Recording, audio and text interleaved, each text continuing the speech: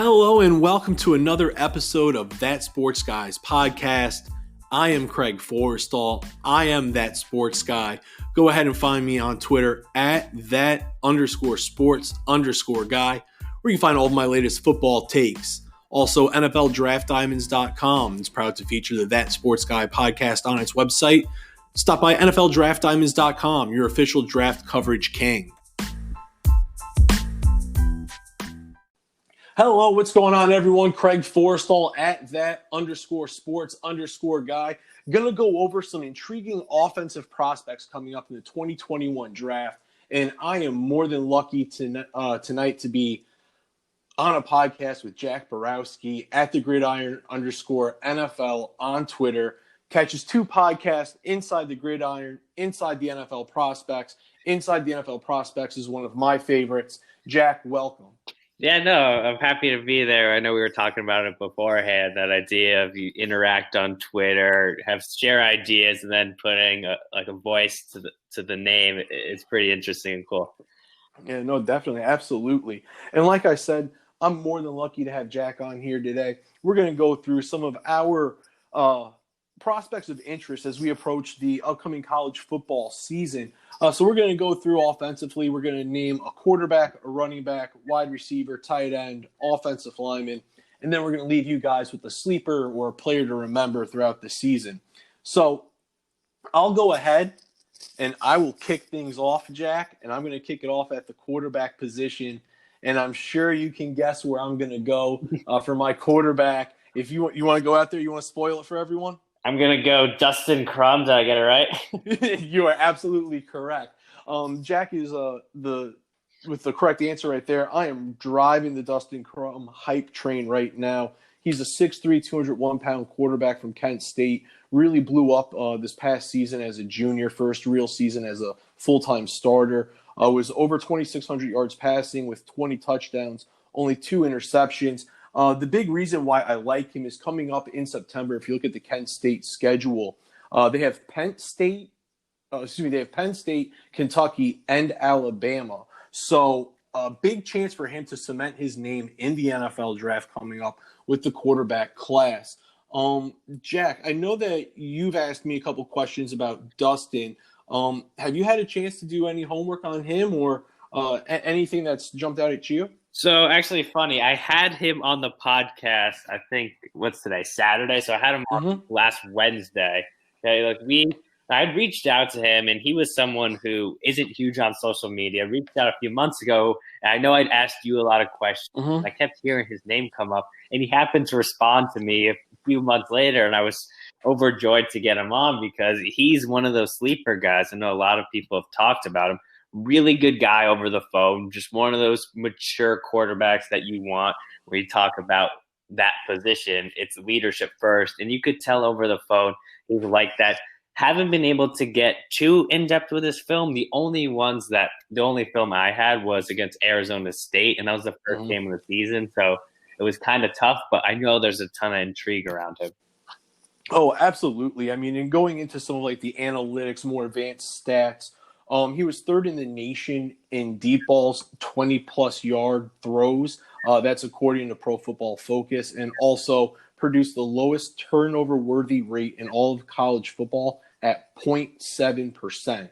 Now, those are all the good things. He's good with the ball, able to get it downfield, but he does have a little bit of a long delivery. It takes him a while to get to the release point. So that's why early on in the season with Penn State, Kentucky, and Alabama, I really want to see if he's able to, shorten that up because it's nothing major in the mechanics or anything. It's just a quick little fix, seeing if he can get the ball out just a little bit quicker. And that's wonderful competition to see, the growth that he made from year 1 to year 2.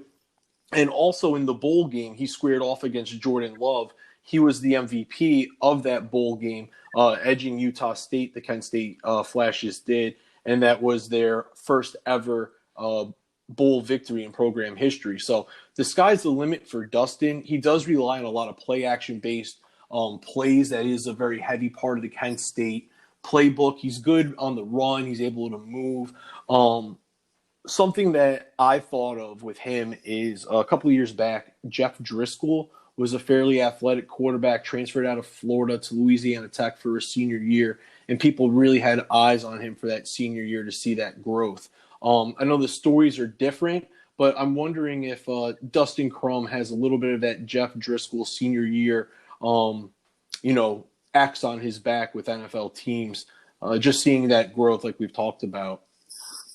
I think with Dustin and where I'm at right now is the idea of MAC football. And when I talk to people around the league, it's more and more they just don't have that level of talent. I actually have one guy who I'll bring up later in the show who I really like, who I think is the best player in the MAC for this upcoming season. But major concern that I'm going to have and will have is the idea in conference play, it's not going to be there in terms of NFL talent. And I just can't see him when he goes up. You mentioned the level of caliber teams that he's going to be playing against. Even with his talent, it's just going to be one of those situations where, like, I've seen this a lot in the past, and I'm sure you have too. We can even talk about Jordan Love, this being the case with him. I know different level, but into the season, how does he perform against LSU? And just with all he lost on the offensive side of the ball coming into the season, there was just no way he was going to perform to the level anyone wanted him to. So I think we'll end up scrapping those games because I just don't see it being a good turnout like against Arizona State, where I don't know if he completed the pass, but it looked ugly at times because the level of talent around you just isn't there in the MAC. But I could see with his running ability, and he mentions it a lot, how much easier it was for him to adjust because he wasn't supposed to be the starting quarterback in Kent State's future. He wasn't their guy. He ended up working really hard to get to where 20 touchdowns, 2 interceptions. I know it's tough to box score scout, but as a whole, I mean, you don't put up those numbers not being the best quarterback at the MAC level. So I think he's number one there. The only concern I have is teams are starting to move more away from MAC players and level of competition. He's going to have to get bigger. He talked about it. He needs to gain 10 to 15 pounds because at 6'3", 201, the height's there. He's got to get heavier while also being able to be as effective running the ball. But when you talk about a sleeper guy, I've evaluated about 30 of them who I think have chances to be sleepers, and he's probably the one guy who I'm like, all right, he has a chance. Like you said, a Jeff Driscoll type, where those guys who can run the ball, have solid passing numbers, can find a role at somewhere in the NFL. And it's funny how you mentioned, because I'm looking here at some of my scouting notes on Dustin Crum and how you said that most likely those games early on will be scrapped. I have right here, I'll read it exactly. He has games against Penn State, Kentucky, and Alabama in September, which will really get the hype train rolling if he can keep the games competitive and limit his costly/deadly mistakes in those games. Because going with that turnover-worthy rate, I really want to see, like you said, the box score scouting and all that, but you want to see with you said, like you said, with the level of competition being a question, you want to see if some of those metrics, those advanced metrics, really do carry over, like you said, to some really good tests coming up early on in the season. So why don't we flip it on over to you? Who's the quarterback that you got teed up for us? So a guy who I don't think is getting enough hype. He's not like Dustin. I think Dustin Crum might actually be getting more hype than him in the scouting community. I just feel like people haven't watched him enough. Chase Garbers from Cal is my guy who I think has a chance to be one of the top quarterbacks in next year's draft. I remember first buzz I got from him was Tony Pauline in his summer scouting last year, came in and had Garbers as a third-round pick. So when I'm sitting there thinking, all right, haven't heard of this guy, is getting no attention. I know he was a younger player.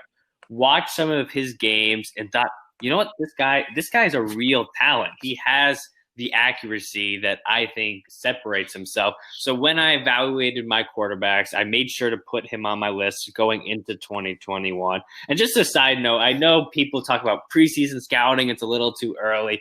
You shouldn't be doing it yet. It's going to screw with what you think of when they put on their 2021 tape.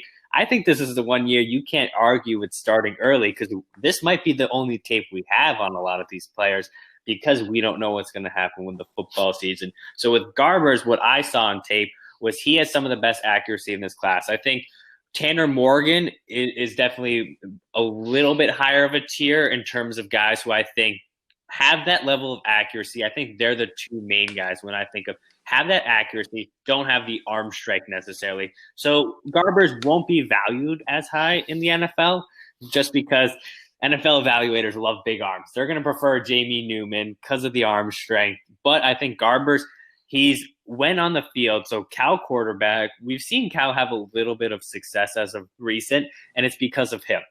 When he's on the field, especially last season, he was undefeated. He's 11-2 as a starting quarterback. He wins games. I think specifically when you look at a game like Stanford, box score wasn't fantastic. I mean, his games as a whole, he's not going to wow you with 400 passing yards, but he makes NFL throws on a consistent basis. He is a threat or is good enough in the run game. And when I really watched his film, Ole Miss and Stanford stood out. He can make throws that other quarterbacks can't into tight windows. The only concern I have is the arm strength.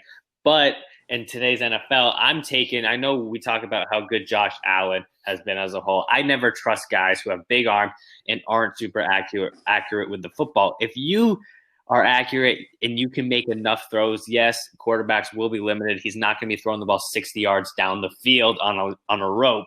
But I think he can be better than a game manager, which is why I have him as a second-round grade right now, and I'm all aboard the Chase Garber hype train, thinking that, I mean, we saw what he did in terms of production last season when on the field. I mean, this Cal team could be a threat with him at quarterback for next year. Oh, and it's funny you brought up the Ole Miss game because I was going to ask if you had a chance to look at any of that because I'm pretty sure he set a career high in passing yards that game. I don't remember exactly what he put up, but I remember he put up a lot of passing yards against Ole Miss, and that was something that really caught my eye just because, like you said, Cal quarterbacks, it could be hit or miss. You could get Aaron Rodgers as the hit, or you could go through and you could look at a couple of their misses. So with Chase Garbers, for me, the big question is, like you said, it's the arm strength. And now I had an interesting conversation with Warren McCarty, who's very well connected in the league with quarterbacks. He's a quarterback specialist, played the position. And he brought something up that said it's not about the arm strength, but it's about being able to make all the throws in your playbook. Because having that strong arm and launching the ball 75 yards in a Hail Mary scenario doesn't happen all that often. But being able to hit that 15 to 20-yard comeback, that's a throw you're going to have to be able to make, and there's no way of hiding that skill. It's either you have it or you don't. And he brought up the interesting scenario with the Denver Broncos and Tim Tebow however many years ago. And there were people in the huddle offensively and defensively that knew that the playbook was limited because of his arm and because of what his arm talent was able to do on the field. And so that allows the defense to prepare for you in certain ways. So going off of the arm strength, like you said, he is pretty accurate. For me, it's just not necessarily about the arm strength. It's just being able to make all the throws in the playbook. I don't necessarily know what type of system he fits into at the next level, but like you pointed out, he is a winner. So there's something to be said for a quarterback that's able just to grind out wins. The Pac-12, say whatever you want about it in terms of being on par with the ACC and SEC and Big Ten and some of the other, Power 5 conferences, the Big 12, and some of the hate that the Pac-12 gets. But I think that he's battle-tested week in and week out, and if he's putting up the solid numbers, you have to look to recent success within the conference, and you need to look at someone like Gardner Minshew, who translated very well into the NFL. So that's me. I think that he faces NFL-caliber athletes on a weekly basis, but I haven't done thoroughly enough homework on him to put a round 2 grade on him or anything like that. No, with Garbers, and I love that you mentioned that idea of the actual arm strength. In my grading system, I don't have the arm strength necessarily. Can he throw the ball 60 yards downfield? It's more velocity. Can he get a 20? Can he drop back in the pocket, drive the ball 20, 25 yards down the field? Because if he can't, he'll be limited. I think we see that sometimes with quarterbacks. There's different degrees. Some guys don't have that level of arm strength. Like I think Joe Burrow, who's the first pick in the draft, arm strength. I'd take Justin Herbert if I needed a Hail Mary for 80 yards. But if you need a 30-yard downfield back shoulder pass, it's going to be Burrow. He can make all the plays. It's just there were times on Burrow's film even too where he didn't trust his arm when there might have been, because I've been watching the receivers in depth with Jamar Chase and Terrace Marshall for next year, and there are times where I can tell he doesn't trust his arm to make necessarily a play that Herbert can, but he'll take the 8 to 10-yard slant and throw an accurate pass 10 out of 10 times, and I value that more than just a guy who has a strong arm. So I'm glad you brought up the point, the difference between that idea of, all right, can he throw a Hail Mary pass or can he do everything in the offense? I think Garbers can. There will be times where he doesn't make a pass because of that level of arm strength, but 95% of the time he can, which is why I can't put him in the same lane as Trey Lance, Justin Fields, or Trevor Lawrence, but he's in that tier 2 of guys for me right now. Oh, no, definitely. And quarterbacks, what they spend a lot of time doing is they spend a lot of time figuring out how to get the ball to their playmakers, and some of those playmakers are running backs. And the running back that I actually came up with to pay attention to was a surprise player that came back to school. I actually thought Kylan Hill, Mississippi State, was going to actually enter the 2020 draft. And now with Hill, I'm really curious to see how he fits into the Mike Leach offense. He does have some receptions on his career at Mississippi State, but it's not a focal point of his game.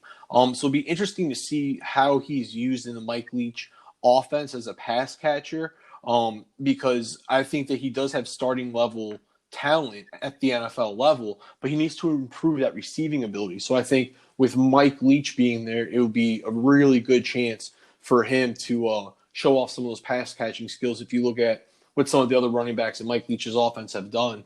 But with Hill, if I were going to talk about his film from last year, he showed really good power and quickness, but there were times where he just struggled to find running lanes. And so that's just the film with him and where you have to look. But he was able to go for over 1,300 yards. Like I said, I'm surprised he came back to school. I would describe him as a slasher type of runner that would ideally like to get on the outside to create one-on-one scenarios with the defenders.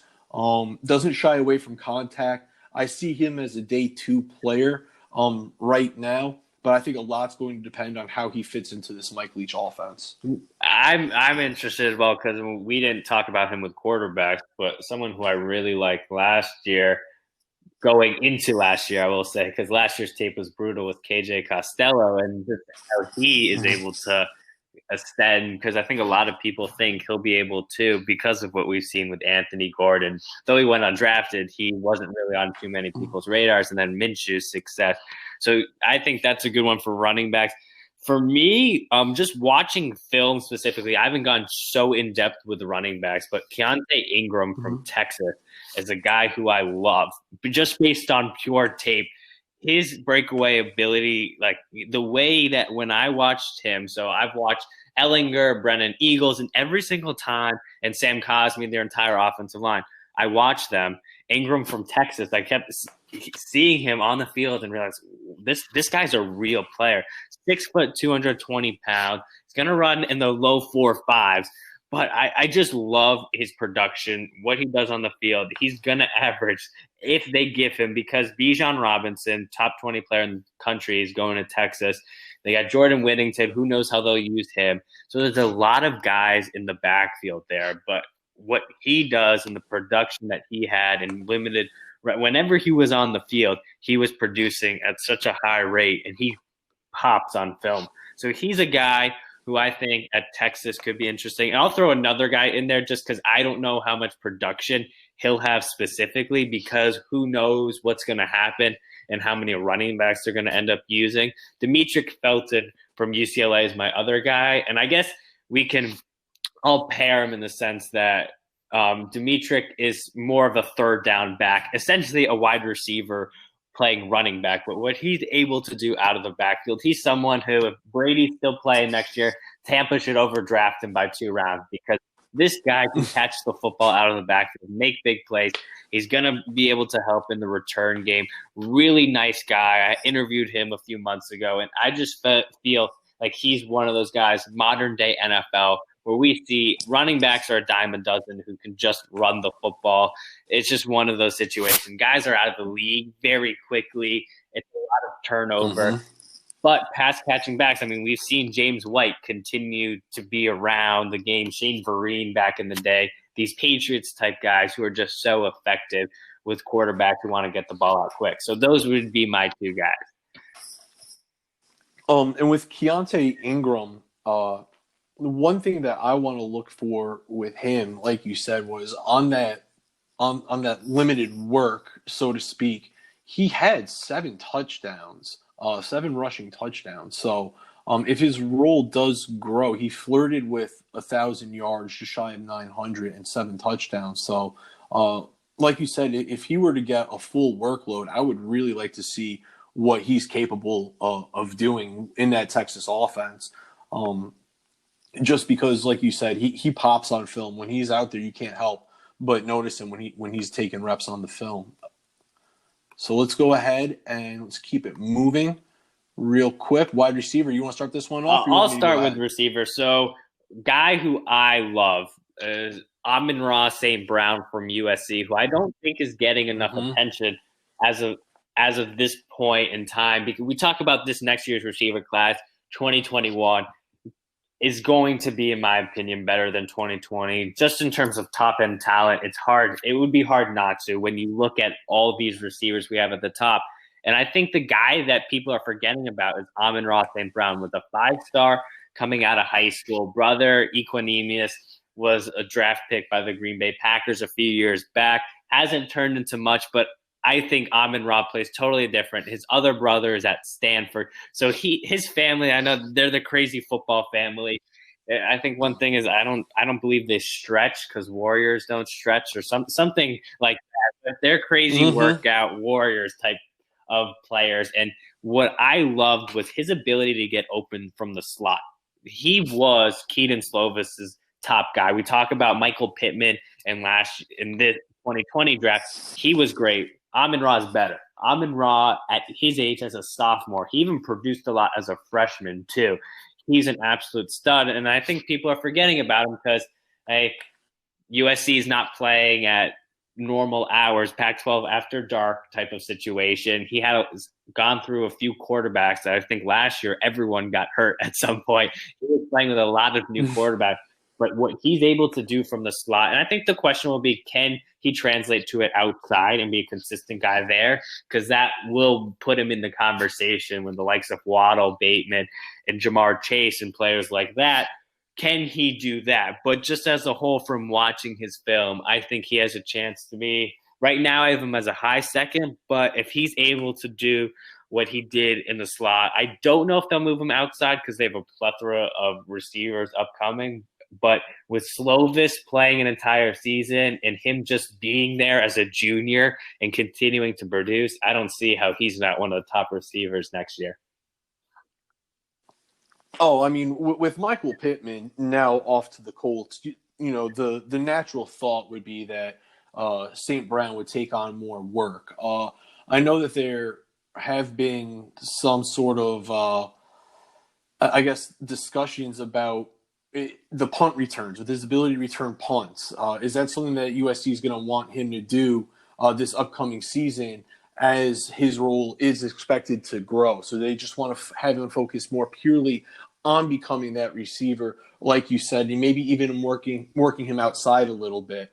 On my notes for him, one thing that I have, because Keyshawn Johnson to me was just one of the most intriguing wide receivers that I have seen come through the NFL. And I noticed that he's on pace to go ahead and pass Keyshawn Johnson for receiving yards in the upcoming season if he has a similar output to what he did last year. And then, like you said, the production as a freshman, he was the team leader in receptions as a freshman, and then as a sophomore followed it up with over 1,000 yards. So the production's there. If you're going to go ahead and you're going to look at the size, he's somewhere in that 6'1" neighborhood. If I were to guess, probably right around 195. So the size is there. I'm not going to say that he's Stephon Diggs, but if you're looking for like a physical comparison from like a height, weight type deal thing, that would be someone that I think he comparably is built to. With Amon-Ra, the only thing I could see is Drake London. So, I mean, we're talking 2022 and 2023 draft, but Drake London, Kyle Ford, Brew McCoy are three wide receivers. So, Brew was a 5-star. Kyle was a 38th best player. So, he was basically a 5-star, and Drake was a stud as a freshman. So, I know for NFL reasons, we'd love to see him on the outside, but you have three outside receivers who are all awesome. And Drake London even produced a lot last year, and they already have Tyler Vaughns. So I don't know. I would love to see him on the outside, but I don't know if they just leave him in the slot and let him produce from there and just continue to do that. But I could see a larger role. I don't know what's going to happen in terms of punt returns, but just as a whole, they have so many wide receivers. I don't see his production being so much higher because Slovis loves Drake London.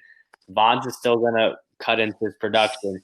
So he might still go under the radar, but his film is just off the charts good in comparison to some of these other receivers who are considered at the top as well. And then the wide receiver that I was going to go ahead and profile real quick is Rico Busey Jr. He's currently an undecided grad transfer. Spent his undergraduate eligibility at North Texas, 6'2", 193. And if I were going to go ahead and make it easy for people, because his 2019 season was cut short due to a torn ACL, to me, he feels like Kenny Stills. He's a tremendous route runner. He's able to find the soft spot in the zone. He's rumored to have 4.45 speed prior to the knee injury. It looked that way on film prior to the knee injury.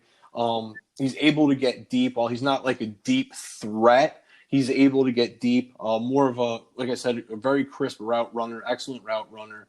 And then some of his rumored landing spots are Nebraska, Miami, and Virginia Tech, as they've all expressed adding wide receiver depth.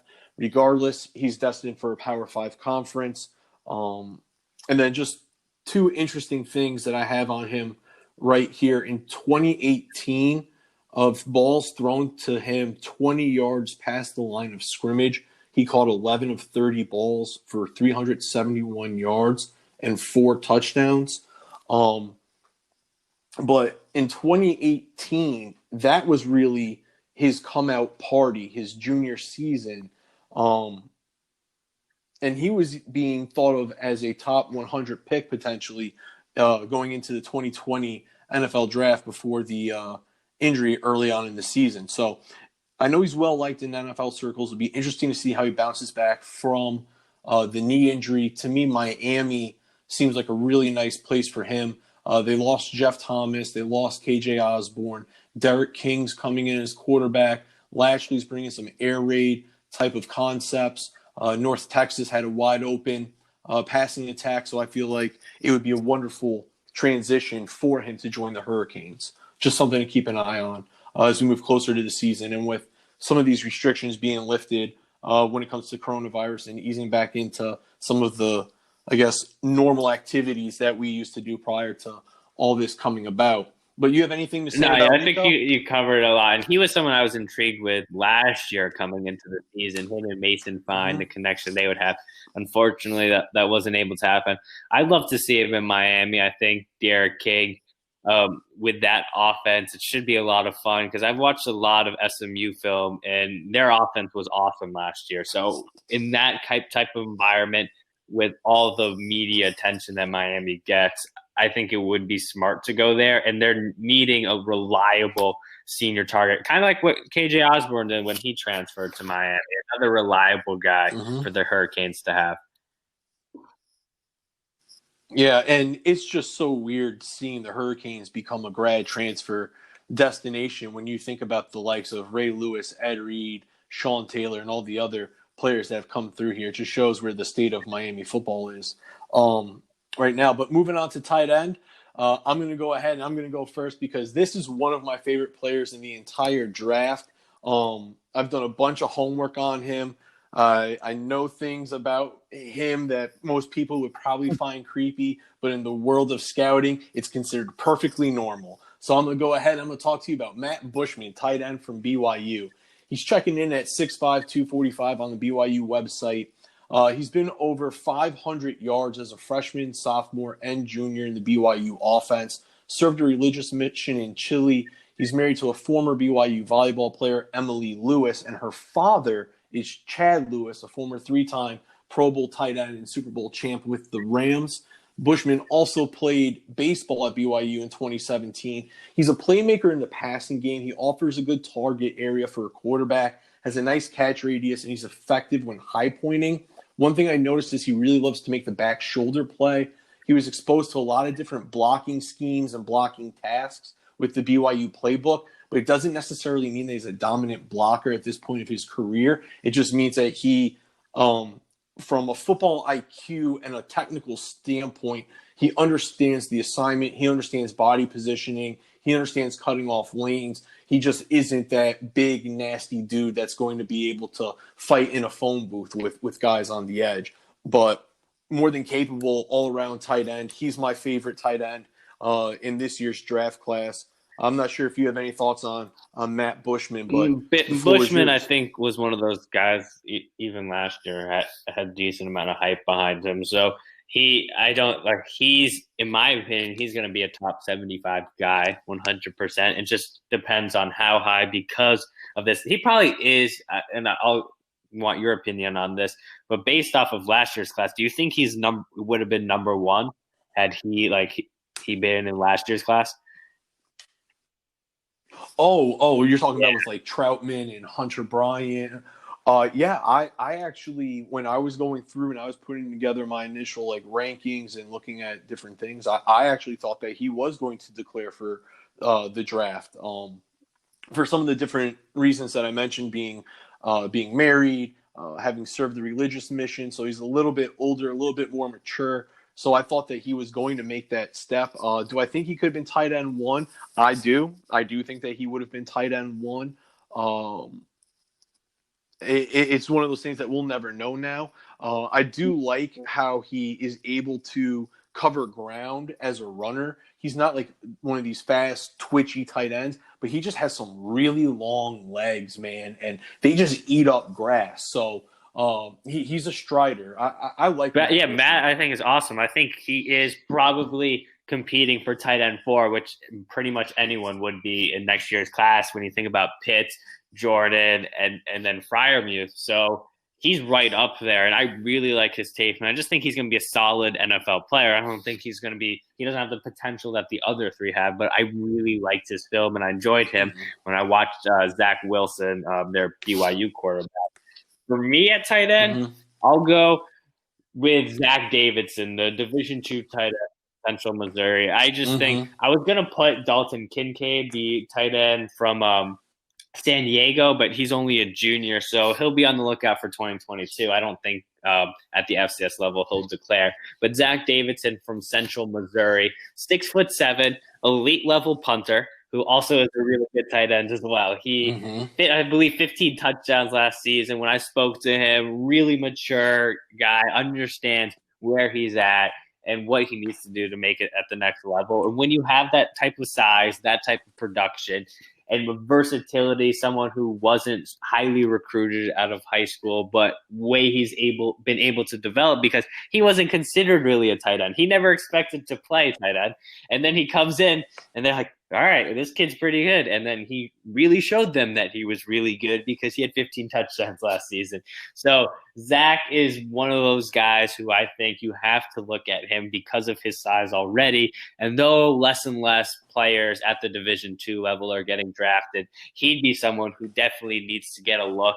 And in that range of rounds 5 to 7, he's someone I'd definitely be considering. Oh, yeah, no, absolutely. Like you said, you touched on some of the versatility. When you look at his career punting average, punt per average, it's north of 40 yards. He's been recognized as all-conference punter. I believe that he was like an honorable mention All-American punter as a freshman. The kid's got an unbelievable leg. And then, like you said, he caught 40 passes for almost 900 yards. So those are big plays, like you said, for someone that's 6'7", a big dude. And even when you look at some of his film, I noticed that there were even some designed runs for him, almost like a jet sweep from the tight end position, some little like just very creative ways to get him manufactured touches and keep him in the game. Because like you said, there's less and less players from the small schools getting drafted, but he's someone that absolutely has to be on a team's board, not only now, but has to be a true consideration, when we get to this point next year and we're looking, like you said, rounds 5 through 7. And even you have to consider the position versatility. Could you try and make him a 2-for-1? Could he be a reserve tight end? And could he be a reserve punter? Like, could he fill multiple spots for a team and contribute on special teams early on? Because he's certainly athletic enough to contribute in the special teams game. I just don't necessarily know how that all translates.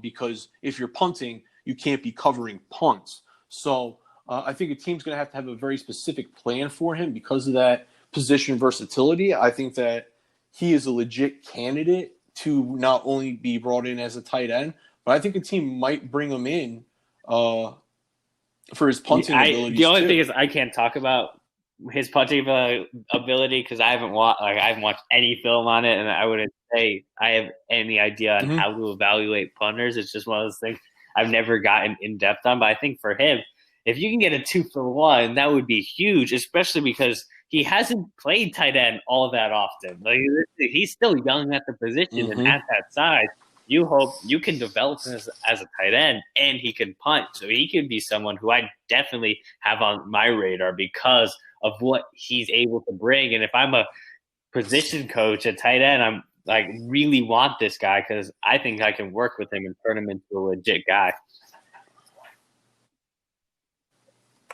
Oh, no, absolutely. I think the tools are there physically, like you said. You literally could not go into a lab and create a better looking prospect for the tight end position. So there's definitely going to be teams and conversations around the league about, like, this is what I can do with him. Now, do you have a certain team in mind that you think he would fit best with, or do you think there's a certain scheme in particular that would So right now, I would love to have him pair him with a established tight end. I think that's what his goal, and it's all potential right now because Central Missouri Phil is one of those things where he's not going up against great competition as a whole. He's still young for the position, so it's going to take him a while. But I love him. A vertical team wants to stretch the field, and with his size, and I don't know exactly, and you might be able to tell me speed-wise, but from what I have seen on film, he looks faster than the rest of the guys he's going up against. And you talked about that in terms of catches and turning them into positive yards. So, I mean, you want to talk about someone who is incredible in terms of what he's able to do. Against Missouri Western, 5 receptions, 225 yards, and 3 touchdowns, an 80-yard reception. This guy can flat out fly. When he has the ball in his hands, he's going to do great things. So I think, don't have him. He's not going to be a great blocker. That's just not going to be him. So don't have him in one of these West Coast schemes that's going to have dink and dunk and just use these tight ends. I think similar to a Hayden Hurst type of tight end. Don't use him in those types of roles where he's going to be having a lot of receptions for not a lot of yards. If you have a gunslinger, I mean, I'd love to just see him paired with Travis Kelce if you want to talk about for fantasy purposes and just having a quarterback like Patrick Mahomes who can do a lot. A team like that has a quarterback that wants to stretch the field, wants to use his ability to have – I mean, it's ridiculous. I mean, 7 receptions, 176 yards, 4 touchdowns, and a long of 78 against – I mean, it's just – I mean, you go through his statistics and – it's mind-boggling what he was able to produce. And I know there's always going to be – it was at that level. But there are tight ends who – I mean, Adam Shaheen was the guy a few years ago who was a smaller school player. And he wasn't getting 5 for 225 and 3 touchdowns. So one of these roles splits out the tight end, uses him vertical, his receiving ability. In terms of punting, I don't know what he'll be able to be used for. But as a receiver – I just think that you don't have that type of production so early on in your career at a position and not be considered, because 2017 didn't play tight end really at all. So he's played tight end for 2 years and he's been able to produce the way he has. I think the ceiling is off the charts for him. And I think what I would want to see him, I know I've touched on a lot, vertical offense, one that wants to stretch the field, use his size as well as his speed. Oh, definitely. And like you said, with him and his athleticism, I wrote something for NFL Draft Diamonds a little bit ago with some names to remember, and he was the tight end that I had up for the offensive side. And I'll read you the last 2 or 3 sentences that I have. It says, when watching small school prospects, you want them to jump out at you, and Davidson certainly does that. He has unparalleled athleticism, and he is used on design runs from the, quote, tight end position. He has good vision with the ball in his hands and accelerates away from DBs on film. So to your point, the speed, he really is just like a unicorn. And it's too bad that he's going to be fighting the Division II questions, for however long. But you look at the Patriots and what they did in the second round with taking Kyle Duggar's second round DB from a Division II school. Maybe there is some sort of hope for these elite athletes and the guys that really are jumping off the film. Exactly, because that's the main thing. What separated Jeremy Chin and Kyle Duggar, right? When you look at their athletic scores, they were off the charts. So you have that already. So you already know you're getting an elite athlete. And Duggar, to me, in comparison, when we talk about guys who stand out on film, this was just my opinion, but if you told me that kid, like if I didn't know who he was and I interviewed him, awesome guy, really hope he succeeds in the NFL, and I think he has a chance to because of the traits. You said this is a Division II school. Tell me who's the second round pick. It wouldn't be right away that guy's the second round pick. When you talk about Davidson, if you said who's the NFL caliber player, he stands out right away. Exactly. You want to have that guy that jumps out immediately. That way, you know that you're looking at the right thing. Your eyes aren't playing tricks on you, as sometimes they can. And what I like to say is sometimes we drink bad coffee in the morning, and it affects the way that we look at players when we watch the film. So we try to limit those bad coffee days, because I know that I've had them, and specifically with someone that you brought up earlier, Chase Garbers. The first time I watched his film, I actually didn't like it too much. When I went back a second time, I felt a little bit better. I'm going to go back a third time and watch it just because I have some more questions. So that's a bad coffee day, and that's an example of a bad coffee day in film for everyone. So there's a bonus vocab term.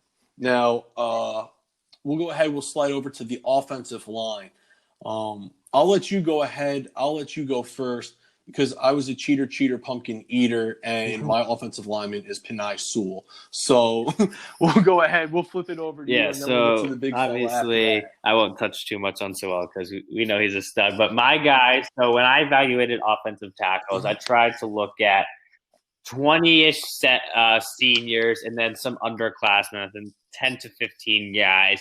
Underclassmen who I thought had a good shot of declaring. And a guy who stood out to me on film, senior Landon Young from Kentucky, was a player who 5-star recruit, 4 to 5-star, I believe he was ranked 78. So 4-star recruit coming out, number 1 player in Kentucky, had a lot of offers from around the country, a lot of interest. What I spoke to him about was that idea. He just wanted to stay in Kentucky. Now he's from Kentucky. That was the school. So when we think about top-tier offensive linemen, you more look at the Alabamas, Georgias, big-time schools like that, which he could have gone to and probably would be starting at this point at either one of them. But what Landon Young, for me, his footwork, awesome. His power is good enough. He doesn't give up sacks. I think that's the first thing I look up when you're going up against top-tier teams.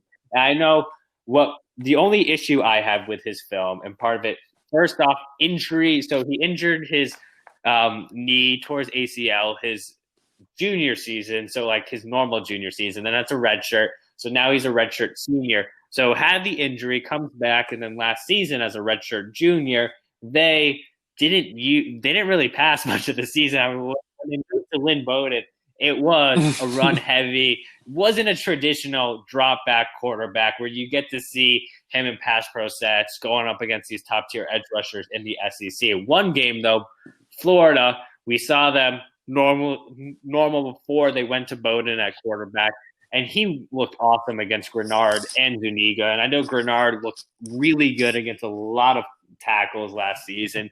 He smoked a lot of them that I watched, and Landon Young consistently, he was going nowhere. So I really think that he's a guy.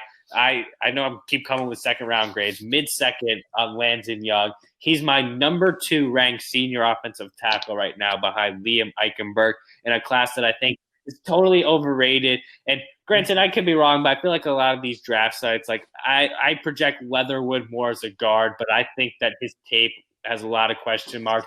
Walker Little would be mostly based on traits because he got beat a lot on his sophomore film. So I think Landon Young in a weak offensive tackle class, he's my guy who I think could rise. He's athletic, really good film, has the pedigree as a high recruit, and is going – even though Kentucky, it doesn't matter what team you're on if you're a 4-star recruit and you're going up against Floridas and Georgias and teams of that nature. Oh, I couldn't agree more. And Kentucky football is on the come up. When you look at where they were and where they are now, Josh Allen getting selected high in the first round by Jacksonville, and then this year following it up with Lynn Bowden, who you mentioned, literally was returning kicks and then taking snaps as the quarterback for the Kentucky Wildcats this season. They made do with what they had, and Landon Young, like you said, he's a monster. He's 6'7" in that 320-ish range. He showed that 320-ish a lot this year on film in the run game. But like you mentioned, before they transitioned to that run-heavy, basically all Wildcat offense, we got to see him in some more traditional type of offensive schemes and sets throughout the course of the game, which allowed us to see him in pass protection and how he handled pretty good SEC edge rushers. So that really did help us out. I do want to see, though, this season with him, the question that I want to see is you brought up the injury. And for me, it was back in 2018. So for me, it's not the 2019 season that has me worried about the injury. It's this season that has me worried about the injury. I broke my knee in high school. I literally broke my knee playing basketball. And my sophomore year, played football, basketball, I did whatever. My junior year, though, that thing, it was so painful. So for me, with guys, when they come back from injuries, especially leg injuries, it's not so much that year one that I want to see. It's that year two. How are you holding up after a year of wear and tear? Because when you go through those rehab procedures, you can kind of cater it to manipulate how much wear and tear you're putting on the body.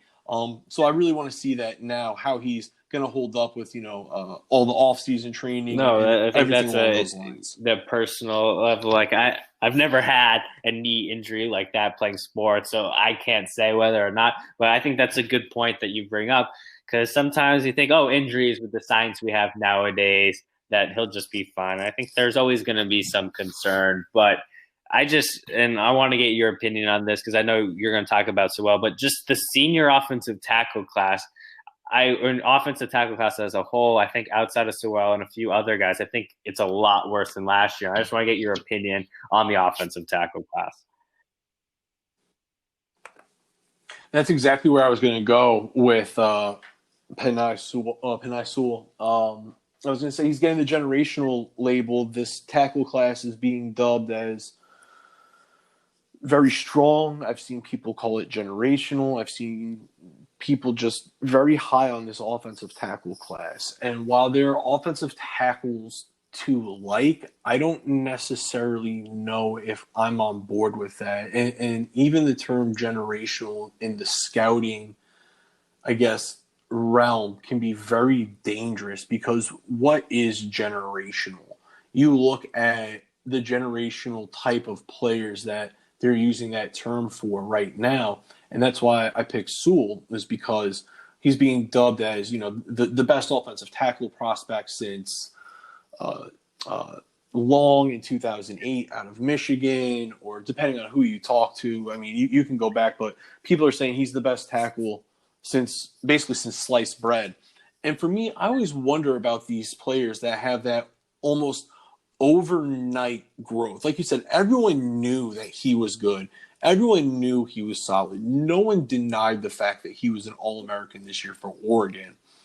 But now for it to be, like he's the clear-cut one, Trevor Lawrence is now like going to get picked third, like, and just all these things and just how it's happened so quickly, it makes you wonder when players have this, such a high rise, are we missing something? Has the Oregon team just found the perfect system for him? Mario Cristobal is one of the best offensive line coaches in the country, but then again, he's also said that Sewell's the best offensive lineman he's ever coached. So for this class, I think it's a little overhyped. I think there is talent. I don't think it's like watered down, good luck finding something. I think it's a average to above average tackle class with a couple of really strong players at the top. It's a top heavy tackle class. With generational guys, I think when we look at who's been generational talents, it's very few times where we know Jake Long was never a generation, like generational tackles and generational players as a whole. Like Aaron Rodgers, you could say was generational. He was drafted in the 20s. You talk about who's ends up being generational. First picks in general. I mean, you brought up Keyshawn Johnson and how amazing he was, and he was the first pick, and he didn't have that career. So I think when we talk about quarterbacks like Trevor Lawrence, he's the best player, in my opinion, at the quarterback position by a wide margin. And could he be considered the best quarterback prospect? Said Andrew Luck, yes. But I think generational, like we talked about Chase Young last year being generational talent for the 2020 draft. And you go back a few years, it was Clowney was generational, and Myles Garrett was generational. So, and none of them have been generational. Myles Garrett's a really good pass rusher. And Clowney, I mean, he hasn't even been signed yet. So no one wants to give him $18 million a year. So we have all these generational product at the collegiate level. Most of them don't turn out to be. But Sewell, like I watched this film, and there were times where he struggled with Bradley Anae. Like I think he definitely won that matchup, but it wasn't like he's going there and he's pancaking the dude almost on every play and creating a situation where Anae, who dominated other offensive tackles in the Pac-12, wasn't having some success. So I think I watched his USC film as well, and there were times he's not the perfect prospect. He is the best offensive tackle prospect I have ever watched. But to consider him to be a future Hall of Famer before he plays, I think year in and year out, we get a lot of generational talent. I'm not going to sit here and say Trevor Lawrence is, but I will say about what this draft has. It has a Micah Parsons. It has a Trevor Lawrence. It has a Sewell from Oregon. And you have a few guys who are the best players in this year's draft by a wide margin and have chances to be all pro players.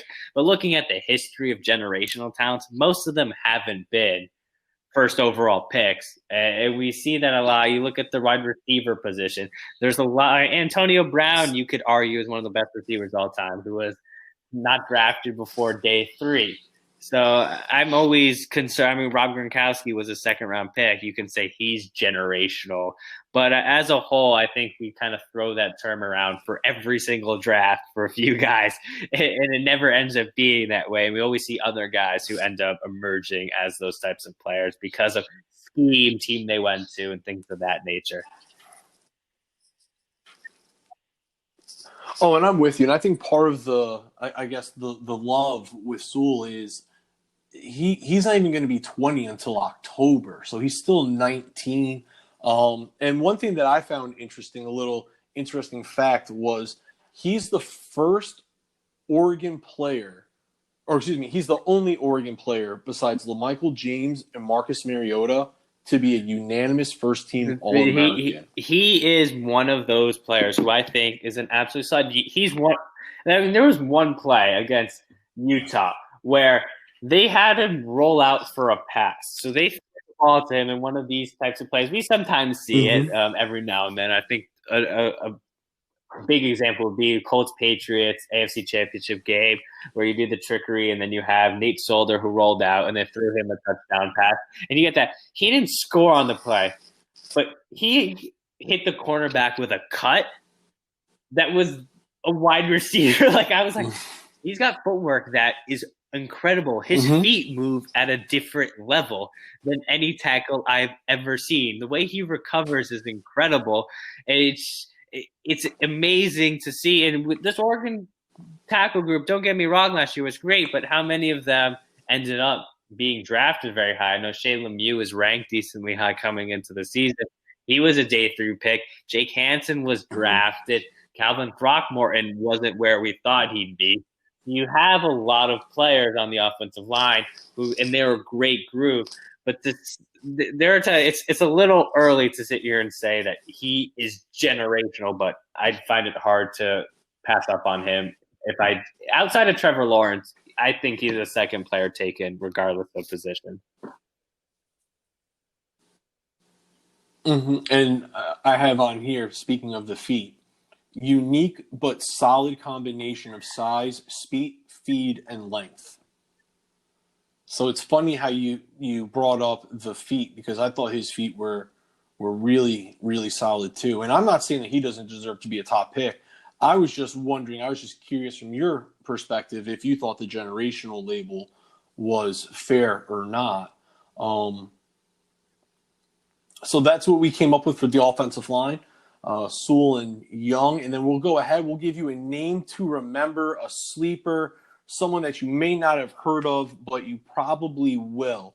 So I can go ahead and I can give you that prospect to remember right now. Mine is running back Jaquan Hardy from Tiffin. He's a Division II standout. His running style combines quickness and a powerful presence behind his pads. I was listening to something not too long ago where someone threw out a Devontae Freeman running style comparison for him. He's listed at 5'10", 225.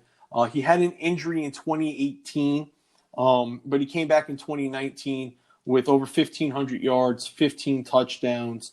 And he's just a deep sleeper for me. He's a shifty back. He's got good speed. He can cut, catches the ball out of the backfield, good burst.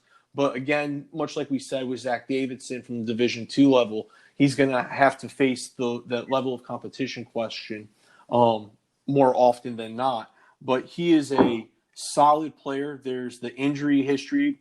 There's the level of competition. So there's just a couple of things to keep in mind with him moving forward as you go through the 2021 draft. But if you're looking for a small school stud sleeper, Jaquan Hardy is your guy. This one when we talked about it, choosing an under-the-radar sleeper guy, it was tough because I thought of a bunch of names.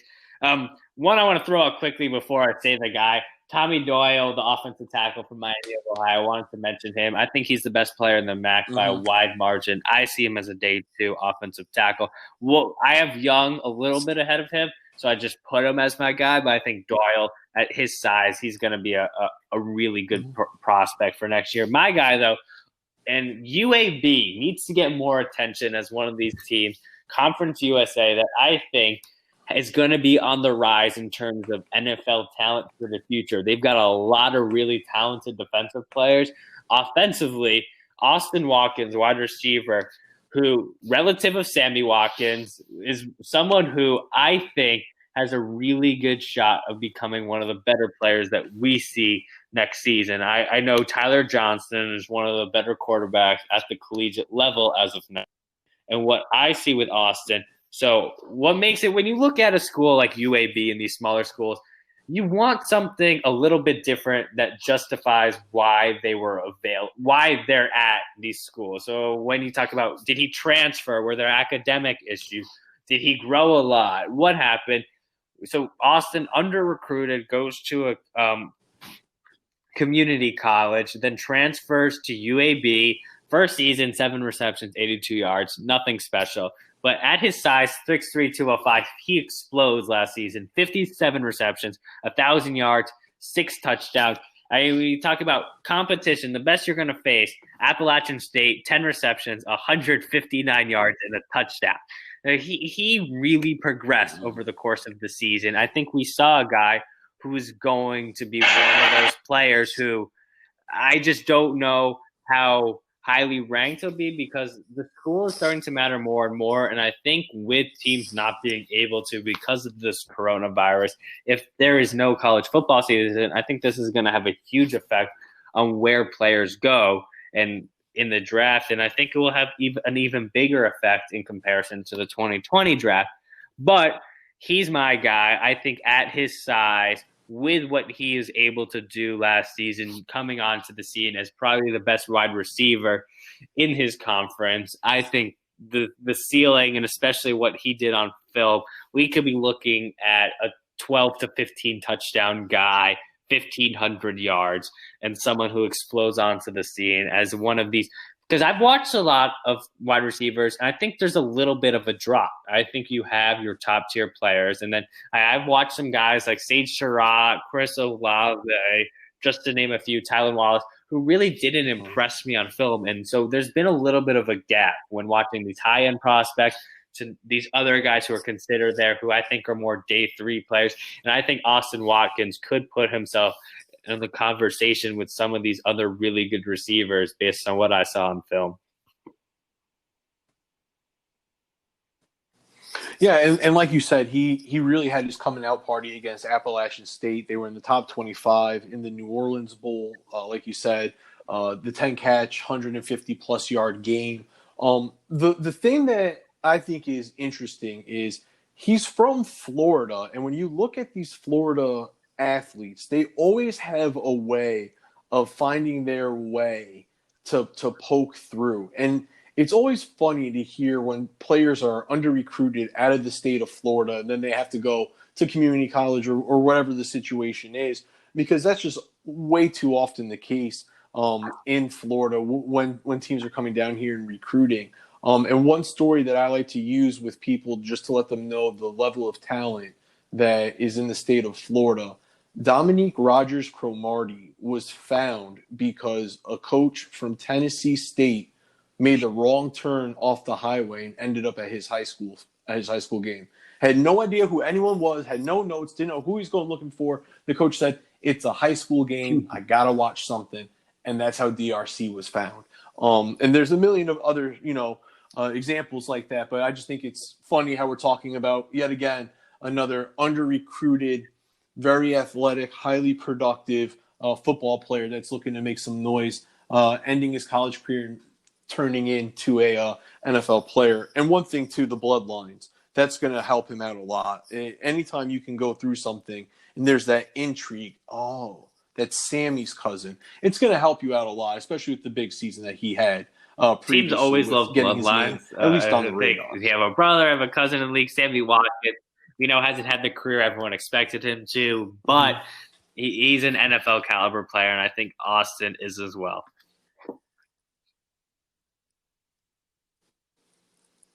Oh, definitely. And like you said, UAB, it's a program that's really coming back. They were essentially in football purgatory. The program was done with for a while, and then they brought it back. Garrett Marino signed as an undrafted free agent this year with the Dallas Cowboys. You're looking right here at Austin Watkins, who's definitely upping his chances at getting drafted in the upcoming draft. So, like Jack said, UAB, a football program on the rise. I think the one thing I will say, and get out of here, where I'm at is you evaluate these prospects, trying to think, all right, where do they project, like at the next level? What do I see them doing next season? And it's just weird to think there's a good shot we don't. So this is the only tape we're going to be having. So we could have the most unique season in college football history, or the most unique draft, because there's a chance that there is no college football. It could be a unique season where certain teams are playing and certain teams aren't. Who knows what's going to happen? It's going to be one of those things where it's all up in the air. So this could be the only film we have on certain guys. So we're going to see a lot of new things happen, and it's going to be, I wouldn't say fun because this is all crazy and no one wants it, but it's going to be the most interesting season of sports that we ever have.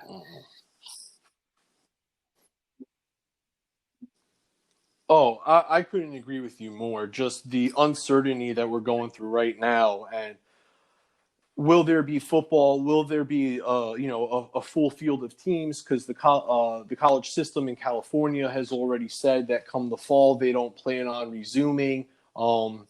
Normally back to full operations. So that leaves, the colleges in California and those athletes, up in the air as far as what they're going to do for film and where they stand. So definitely something to keep tuned to. And this was part one. Jack and I will be back at an undetermined time to bring you some defensive prospects that we think you should be aware of. So I'm Craig Forrestal. He's Jack Borowsky. And this was us going over some 2021 NFL draft prospects.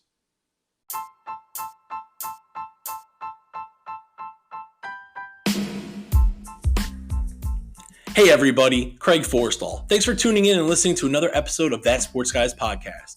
Make sure to follow me on Twitter at @that_sports_guy to catch all the latest updates and podcast episodes. Until next time, stay safe and be easy.